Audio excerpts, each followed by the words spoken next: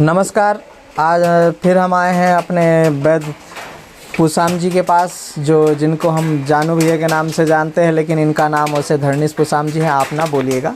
और हम लोग के लोकल में नाम है और बहुत अच्छे वैद्य हैं, परंपरागत आयुर्वेद का कार्य करते चले आ रहे हैं। और इनके बारे में हम पहले भी दिखा चुके हैं, जो बारी बारी से आप देखते चले आ रहे हैं। इनकी एक शॉप खुल गई है, दुकान, जो बहुत अच्छी तरीके से इन्होंने निर्मित किया है और बहुत सारी औषधियाँ इन्होंने रख कर रखा है। और अभी और भी काउंटर जो खाली हैं इनमें भरे जाएंगे।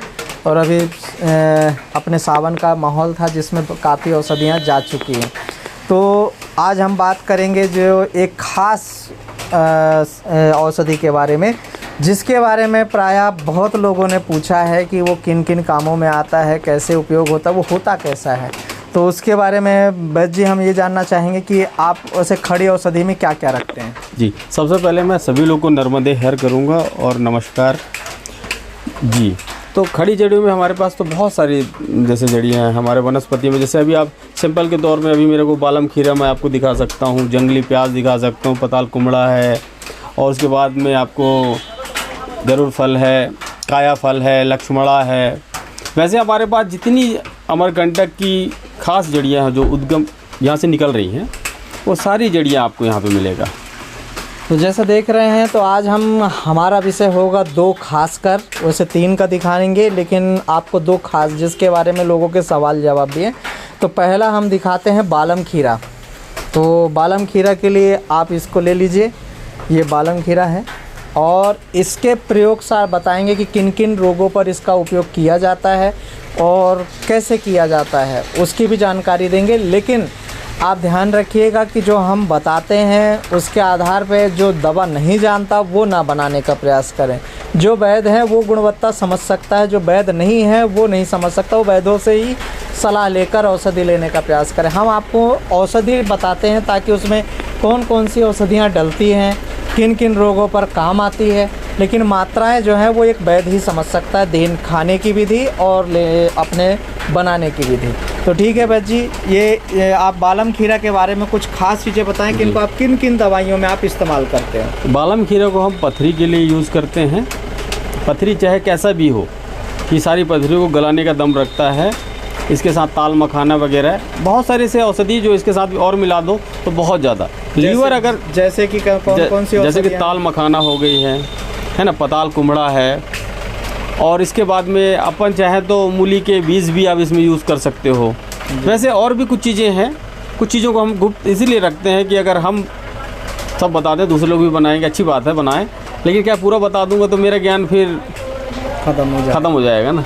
तो जैसे कि इसको आप पथरी में इस्तेमाल करते हैं, इसके अलावा जी लीवर के लिए, किसी का लीवर अगर फैटी है, खाना हजम नहीं हो रहा, गैस बन रही है बार बार, या किसी की पतली दस्त जा रही हो, तो इसमें भी कई प्रकार की इसकी औषधि गुण रहता है। त्रिफला वगैरह मिला के इसको अपन सिंपल तरीके से बनाते हैं। नॉर्मली 3-4 प्रकार की नमक है वो आप डालिए, त्रिफला मिलाइए और इसको मिलाइए। ये मैं बता देता हूँ ताकि पेट से संबंधित कोई भी रोगी ना रहे। तो जैसा कि आप देख रहे हैं, बालम खीरा के बारे में आपको विशेषता बता रहे हैं। बालम खीरा को खास कर आप लोग पहचान लीजिए, देख लीजिए, ये नीचे नहीं होता, फल है ऊपर लगता है। बहुत बड़ा पेड़ होता है। हाँ, बहुत बड़ा पेड़ होता है। कभी अगर मौका मिला पेड़ के निकटतम गए तो आपको वो भी दिखाने का प्रयास करेंगे। और आप देख सकते हो थोड़ा महंगा है, और देखने में आपको जो छोटा पीस भी दिख रहा है काम वही करता है, इसलिए महंगे आते हैं। इन सब की सामग्रियाँ महंगी होती हैं। और बालम खीरा ऐसे ही नीचे पूरा रखा हुआ है, आप उसको भी दिखा सकते हो। तो ये है काया फल जिसे आप देख रहे हैं, और बहुत अच्छा फल होता है। और इन फलों को आपको दिखा दें जिससे आपको समझ में भी आ जाए। ये लीजिए, ये काया फल को आप किन किन रोगों पर इस्तेमाल करते हो। वैसे तो इसका बहुत सारी बीमारियों पे काम करता है, मगर मैं अभी आपको 2-3 ही बीमारी के बारे में बता दूंगा। जैसे कि चेहरे में दाग धब्बे हो, छाई हो, तो चेहरे को बहुत सुंदर बनाने में बहुत अच्छा कारगर है ये। इसके अंदर एक गिरी होती है, इसका आप उपयोग करें, दूध या मलाई के साथ पेस्ट बना के इसको लगाएं तो क्रीम लगाने की ज़रूरत नहीं पड़ती, और ये नेचुरल है, स्किन को साफ़ और गोरा और निखार रखेगा। हाँ, किसी को पाइल्स यानी बवासीर अगर है तो इसकी बीज को आप शहद के साथ में आधा चम्मच शहद, आधा चम्मच इसकी बीज को लें और सुबह खाली पेट और शाम को खाएं तो पाइल्स की शिकायत भी बहुत जल्दी दूर हो जाती है। और इसके कई गुण हैं, जैसे किसी का अगर मान लो हाथ पैर कमर में दर्द हो, उस पर भी बहुत अच्छा काम करता है। इसको तिल के तेल में यूज़ किया जाता है। तिल के तेल में पकाकर इसमें 2-4 जड़ियाँ और मिलाकर के उकंद बजरगाट वगैरह ये सब पका के इसको लगाने से या फिर इसकी लेप करने से बहुत जल्दी हड्डियों का दर्द और घुटनों का दर्द शांत हो जाता है। और इसके अलावा क्रीम में और इस्तेमाल करते हो? वैसे तो इसको कई प्रकार के रोगों, जैसे पेट का है तो पेट के लिए इसके बाहरी छिलका को भी उपयोग किया जाता है दर्द वगैरह के लिए। तो उसको आप हाँ, अब आपको बता दें, ये जो फल हैं, ये जो आप रोड में देखते होगे तेल रख कर बैठे रहते हैं, उस पर इसको ऊपर रखते हैं और इसमें तेल लगने की वजह से बहुत चमकदार बनता है। और इसी के आकर्षण से वो लोग दवाइयाँ आपको देते हैं, बेचते हैं, लेकिन वो क्षणिक रहते हैं। उनकी कोई ख़ास जब तक लगाओगे तभी तक काम आती है। ये बड़ी गुणवत्ता के साथ बननी चाहिए, कच्चा तेल नहीं होना चाहिए। आप इन तेलों में देख सकते हो कोई फेस नहीं है, ऊपर आपको कोई गुब्बारे नहीं दिखेंगे, तेल का तेल पका हुआ ये दिख रहा है पूरा नीचे से ऊपर तक, कोई भी नहीं। तो इस तरीके से पकना चाहिए। और जो रोड के किनारे रखते हैं बेचते हैं वो कच्चा तेल होता है। तो कच्चे तेल में क्या है, बबल्स उठते हैं, बबल्स इसकी मेन पहचान होती है। और ये इसकी जो है गुणवत्ता ये भी है कि अगर मस्सा सूख ना रहा हो बवासीर का तो इसको घिस करके पानी के साथ में आप उस जगह लगा सकते हो। लेकिन पानी में कुछ लोग कहना है कि वो छूट जाता है जल्दी अगर चल फिर रहे हैं तो उसकी जगह पर आप इसका उपयोग ऐसे कर सकते हैं कि नारियल का तेल ले लीजिए, लेकिन इसमें एक नारियल का तेल आपको बता दें खोपड़े का आता है, यानी जिसे आप फेंक देते हो। उसका भी कुछ लोग पाताल यंत्र से तेल निकालते हैं जो काफ़ी महंगा है। और अगर उसके तेल से इसको लगाया जाए तो मस्सा टूट कर गिर जाता है, यानी सूखेगा, सूखने के बाद टूट कर ऑटोमेटिक वो गिर जाता है। अगर किसी के पास घोड़े का बाल हो तो उससे भी वो बांध करके सदैव के लिए जल्दी छुटकारा पा सकते हैं। तो ये काया फल है और इसके ये भी महंगी चीज़ें हैं, आप देख सकते हो, और बड़े मुश्किल से प्राप्त होती है और रखा जाता है। और देख सकते हैं ये काया फल के इतने सारे फल हमने यहाँ अभी रखा है ना। इसे आप अच्छे से पहचान लीजिएगा। और इसी को क्रीम में डालते हैं, जितने भी चेहरे के हैं उनमें ये पहले डाला जाता था, अब तो केमिकल की बनने लगी है, ये उनमें विशेष करके डालते हैं। और ये है गरुड़ फल जी, ये गरुड़ फल है। इसको घर पे रखने से कोई प्रजाति का सर्प घर पे प्रवेश नहीं करता, लेकिन इसको भी विधिवत रखना होता है। ऐसा नहीं कि आप लाए और रख दिए कहीं भी हो। इसका बाकायदा इसकी पूजा कर लो गुरुवार के दिन, उसके बाद फिर अपने दरवाजे के बाहर आप इसको रखें, जिससे भगवान विष्णु खुश होते हैं। और दूसरे में गरुड़ जी भी, तो ये गरुड़ का फल है। इसके अंदर के जो बीज होते हैं वो कानों के लिए भी बहुत ज़्यादा फायदेमंद होता है। काटने पे अपन इसको उपयोग नहीं कर सकते, बाकी बिच्छू उच्छू काटने पर इसका बीजों का उपयोग आप कर सकते हैं। ये गरुड़ फल है। चलो, तो जैसा कि ये गरुड़ फल है और गरुड़ फल के बारे में हमारे वैद्य जी ने बताया, तो और इसके बारे में क्या किया जा सकता है, किन किन उसमें उपयोग किया जा सकता है? कर्ण के लिए तो है ही है, बिच्छू के लिए है ही है। इसको रखने से सर्प नहीं आता। फिलहाल तो अभी इसकी अब 3 ही गुण जो मुझे जानकारी है, तो मैं 3 ही गुण के बारे में, बाकी एक जड़ी तो 50 रोगों पे 50 गुणों पे काम करता है। किसी का बहरापन हो तो इसमें जैसे अपना सनपाड़ा का बीज का तेल और इसका तेल, ये सब चीज़ निकाल के थोड़ा लहसुन मिला के मेथी मिला के कान पे डाला जाए तो कान रोग जो होता है, जो बहरापन है, उसको ठीक करता है। वो भी धीरे धीरे करके पूरा कान की। तो जैसा सन पाउडर मतलब सोन पाउडर है, आप नाम फिर बोलते हैं, और ये गरुड़ फल है। इसका एक और विशेष गुण है, इसमें आपको खास बता दें, कुछ वास्तु दोष से संबंधित भी ले जाना चाहते हैं तो वो भी इसको पूजन पाठ करके इसे बिना सिद्धि के नहीं रख सकते। उसके लिए आपको आचार्य की ज़रूरत पड़ेगी, और जो आचार्य इसके बारे में जानता है, गरुड़ जी का मंत्र जानता है, तो वो इसके तहत इसको सिद्ध करके फिर घर में प्रवेश के द्वार में टंगा देते हैं, या उल्टा लटकाया जाता है, दीवार में भी रखते हैं। तो इससे वास्तु दोष भी नष्ट होता है। तो उसके लिए भी आप ले जा सकते हैं। लेकिन ये सिद्धि का काम है, आपको गुणवत्ता के तहत आचार्य की आवश्यकता पड़ेगी। अगर आचार्य हैं तभी इसका उपयोग वास्तु दोष पर करें, अन्यथा ना करें।